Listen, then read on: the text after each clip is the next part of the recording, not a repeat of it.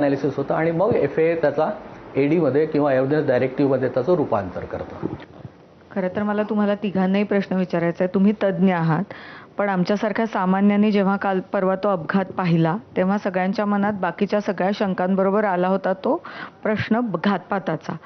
जेव्हा तुम्ही तो अपघात पाहिला, तेव्हा तुमच्या मनात ती शंकेची पाल चुकचुकली होती का? आणि अजूनही हे बघताना कुठे अशी शंकेला जागा आहे का घातपाताच्या? कारण आपण जेव्हा सोशल मीडिया बघतो तेव्हा वेगवेगळ्या थिअरीज आता फ्लोट होतात आहे आणि अर्थात प्रत्येकाच्या मनात एक शंका ही आहेच घातपाताची. तर त्याच्याबद्दल तुम्ही एक्सपर्ट्स म्हणून काय सांगा? प्रथमदर्शनी नाही.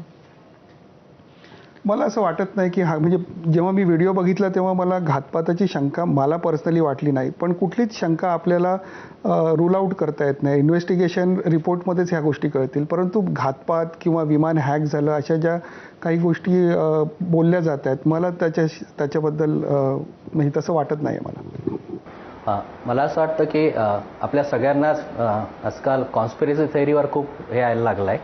पण मला असं वाटत नाही की याच्यात काही तशा प्रकारचा घातपाताचा संशयाला जागा आहे. पण इन्व्हेस्टिगेटर्स विल लुक ऑल अँगल्स. हा जो